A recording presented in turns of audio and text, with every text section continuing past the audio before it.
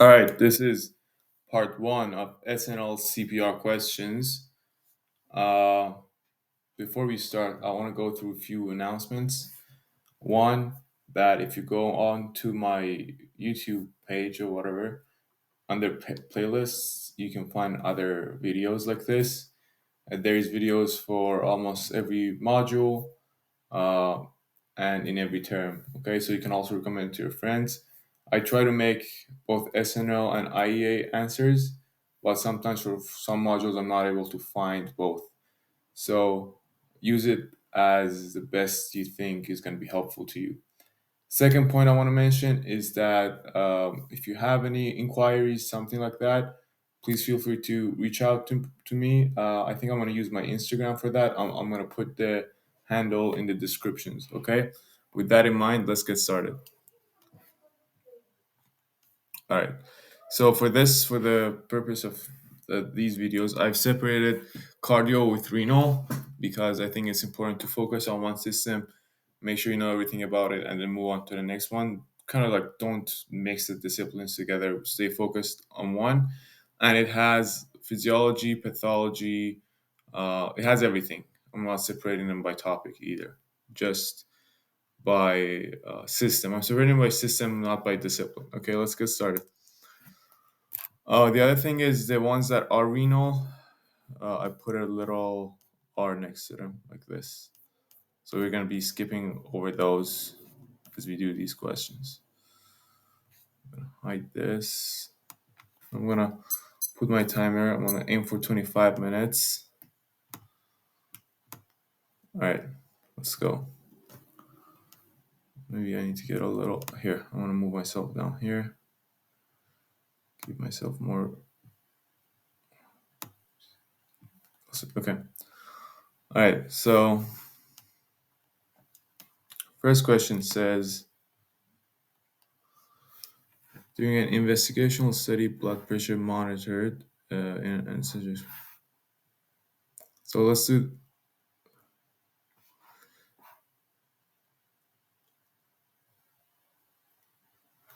So the animal is given IV dose of epinephrine, and there is an increased blood pressure, right? So what is an what does epinephrine do? The main effect epinephrine is going to have is was a little dependent on the dose, right? But the majority of effect is that it triggers the alpha receptors, right? And that causes vasopressin that increases blood pressure. Okay. And then it says 3 minutes after that, the blood pressure is returned to baseline. Okay. Um, and then this time, the time after that, we give epinephrine and another drug. But this time there is a decrease in blood pressure. So the other drug uh, causes decrease in blood pressure. Which of the following classes does the unknown drug belong to? So the key here to understand how epinephrine works in a vessel. So let me draw the vasculature wall for you. Let's say this is our average vessel. It's gonna have smooth muscle cells. These are smooth muscle cells, right? All around it. And these cells both have alpha and beta receptors. And let's remind ourselves, what do alpha receptors do? They release IP3 and calcium into the cell. And for smooth muscles, every time you release calcium into the cell, remember you activate the actin and myosin stuff. The end result is in smooth muscles, IP3 and calcium lead to contraction, right? Contraction. Now, what do beta receptors do in general? Whether it's beta 1 or beta 2, and this is true about alpha 1, right? Alpha 2 is a little bit of a different story. But beta 1 and 2, they're coupled with CAMP. Not that the end result is that they produce CAMP in the cells. And for smooth muscles, CAMP leads to decreased contraction, right? Increased here, decreased here. Sidebar here that in the cardiac tissue, CAMP leads to increased contraction, right? That's why, uh, for example, if we give epinephrine, and the effect it's going to have on the heart is that it's going to beat faster because it's increasing contractions. It is also why that some of the phosphodiesterase inhibitors, right? Some of the drugs we'll come across later, those have ionotropic effects because they're increasing the concentration of this guy, so they're increasing the contraction um, energy, right? Or ionotropy. Okay, so long story short, in this case, we give a drug that blocks the alpha characteristics that um, epinephrine has. Now, the point is, epinephrine has both alpha and beta agonist activities, right? So, but usually alpha overpowers beta, especially in high doses. That's why we give an EpiPen to someone who's having a reaction who's having an anaphylaxis reaction because the EpiPen helps constrict the vasculature and increase the blood pressure, right?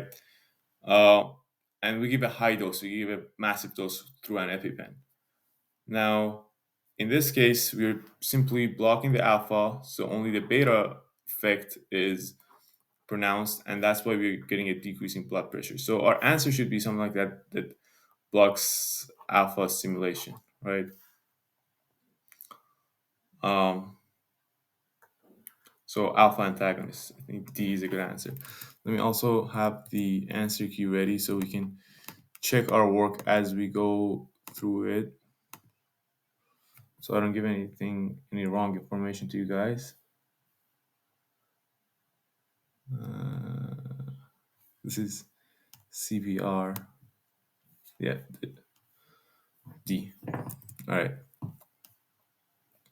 But this is an important theme, the fact that, especially this, that CAMP in the vasculature leads to relaxation, but in the cardiac muscle, it leads to contraction.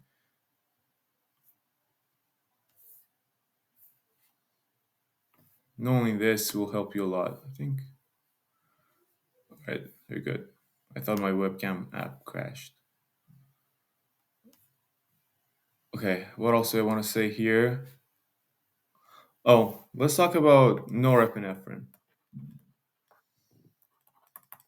So the difference that norepinephrine and epinephrine have is that norepinephrine doesn't stimulate beta 2 at all, right?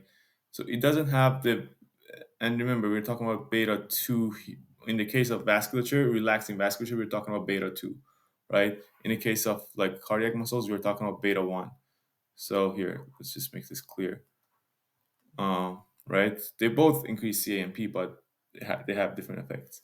Now, norepinephrine doesn't have the beta 2 component at all. It's just beta 1 and alpha 1. So when you give norepinephrine to a patient, two things happen. The alpha 1 will hit the cardiac myocytes, so you'll get tachycardia. Sorry, the beta 1 will hit the cardiomyocytes, so you'll get tachycardia. The alpha 1 will constrict the vessels. So norepinephrine is a stronger oppressor than epinephrine, right?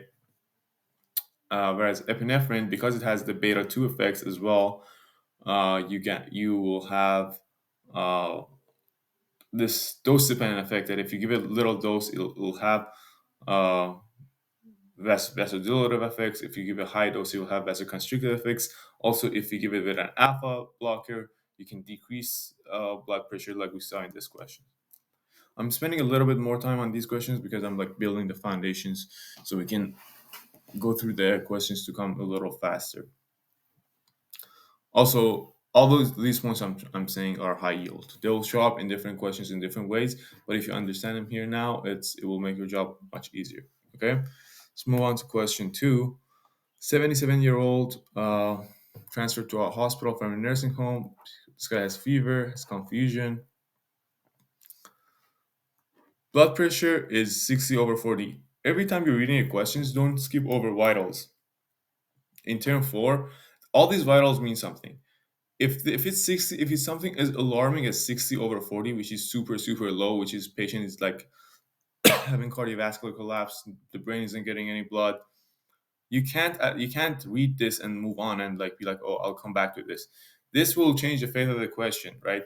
Having a blood pressure 60/40 will almost always mean the answer is going to be related to this, right? The pathology is related to blood pressure because that's what's immediately wrong with the patient. That's what, if you don't fix, is going to kill the patient soon, right? So so I already know the question is going to be something important about the blood pressure, right? Especially this becomes especially important when you go through like board style questions, longer questions, harder questions.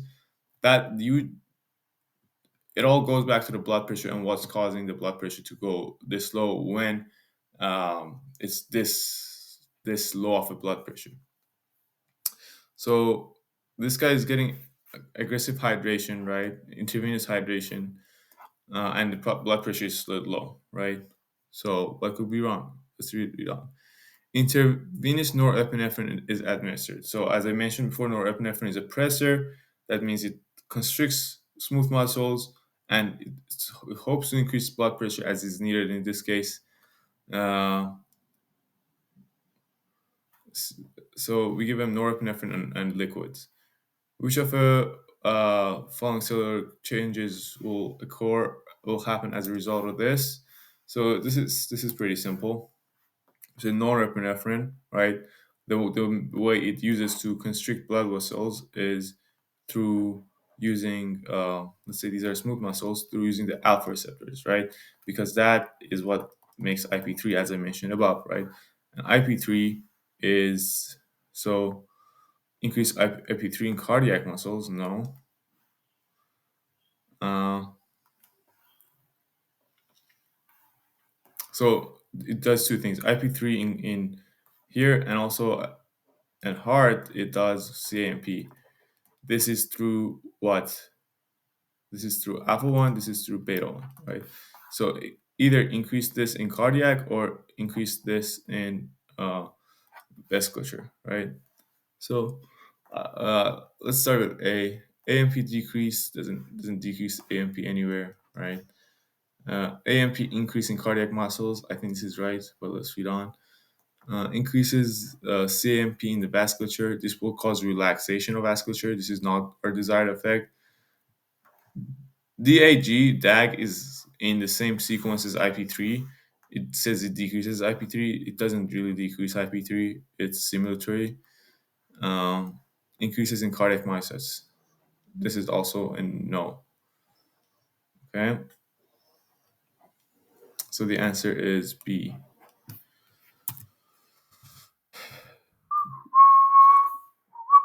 Yes. Okay.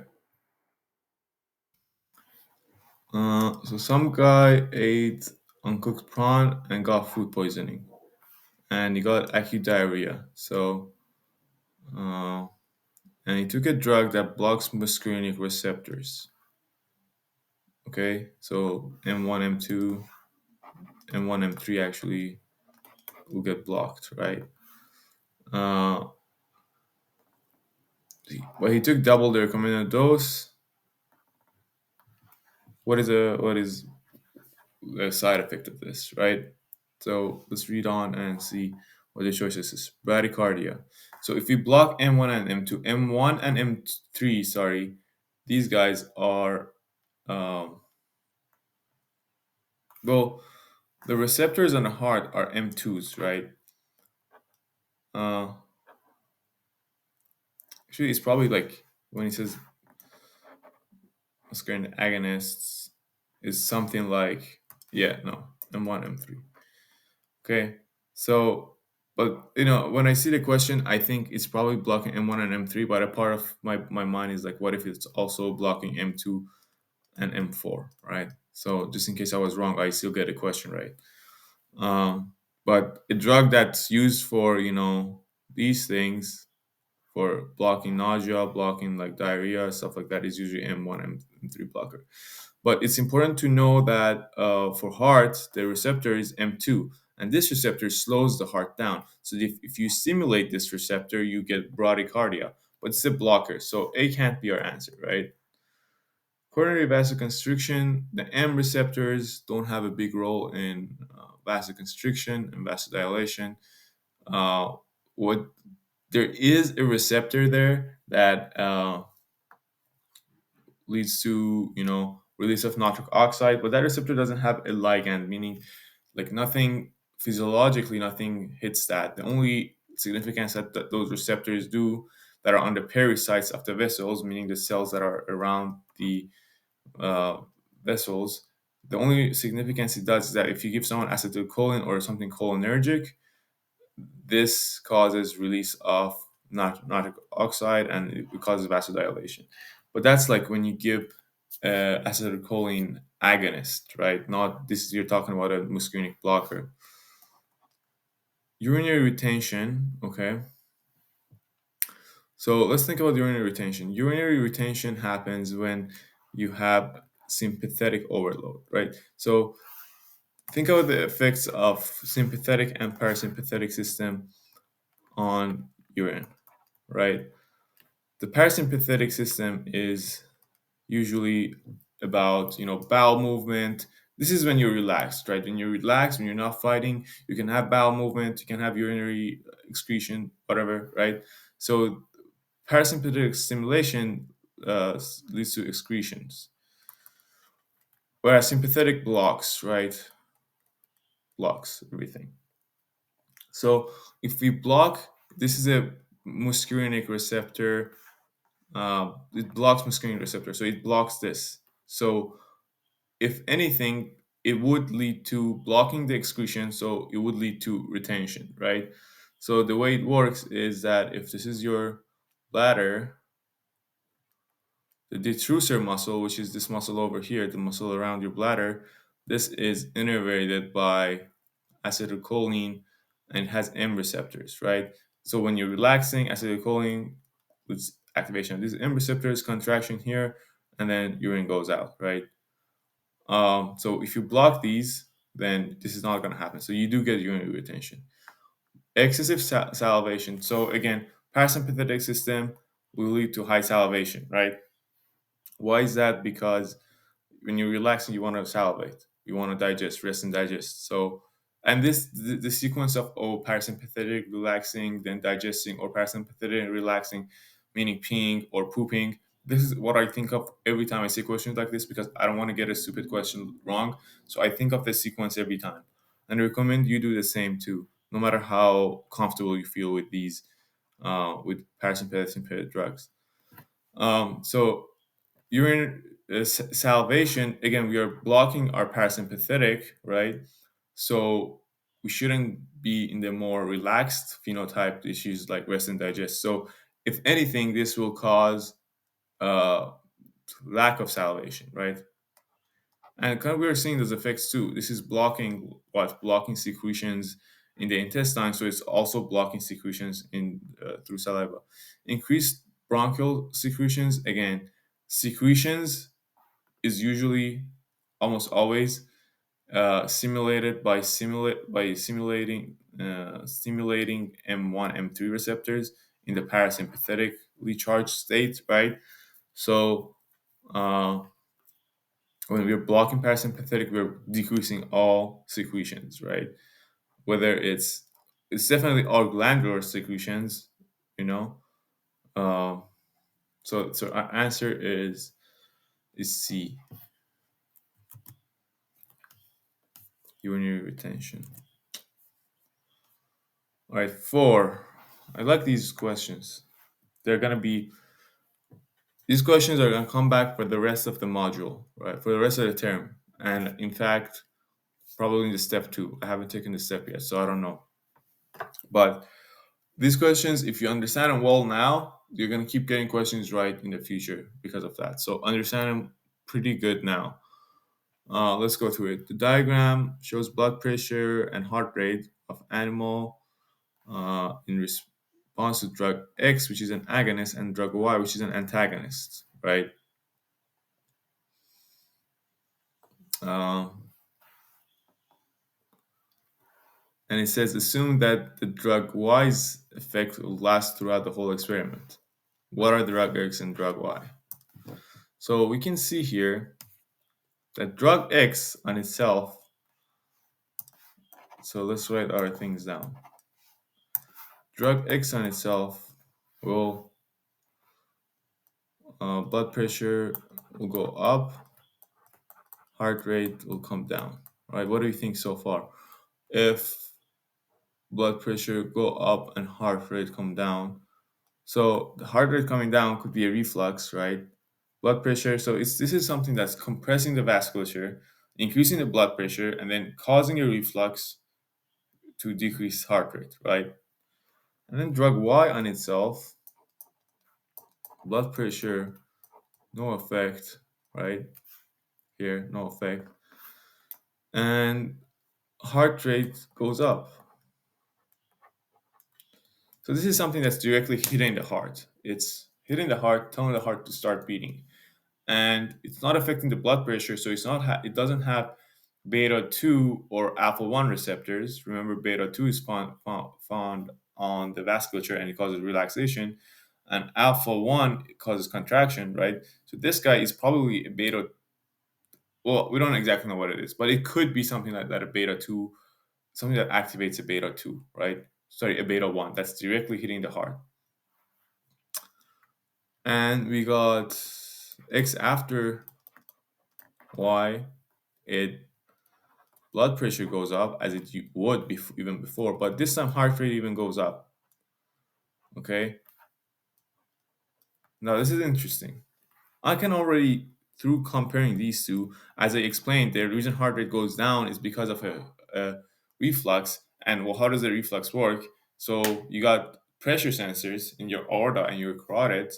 When the blood pressure goes up via activating drug X, right? Via drug X activating its agonists, pressure goes up. These receptors here sense it. They go back to the brain. The brain tells the heart to slow beating. How does it do that? It does that through releasing acetylcholine onto the M2 receptors on the myocytes or on the pacemaker cells, right? As I mentioned above. So M2 receptors decrease heart rate, and this is what parasympathetic. This is how the parasympathetic system through the vagus nerve controls our heart rate. Now, interesting for you to know is that what I'm thinking is that I haven't even looked at the list of drugs here, so I could be totally wrong. But what I'm thinking is that drug Y does something to block acetylcholine and therefore increasing heart rate at baseline by itself, also blocking the heart rate decreasing effects of the reflex that drug X usually triggers, right? So if I'm betting anything, I'm betting Y is some sort of a acetylcholine and like muscarinic antagonist. Yes, antagonist. But it could be a bunch of other combinations. So kind of like I'm leaning towards these two. But let's look at and also we thought drug X is something that simulates uh, basically uh, what did I think? Kind of like Apple One, right? Something that simulates Apple One. Anything works, but not necessarily beta one because it would have increased our blood pressure. It would have increased our heartbeat. So here that we have norepinephrine, it would kind of norepinephrine would increase our blood pressure by itself because it has beta one agonist activities. Uh, Isoproternal, if I'm not mistaken, I don't remember really well what it does. I think it's a pure beta agonist. I better look it up.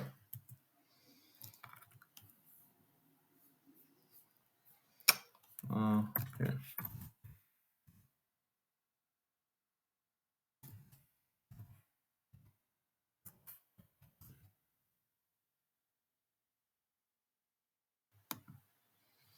Yeah, it's a non-selective beta agonist, right? So we're not looking for anything that has beta agonist activity because we need our alpha, right?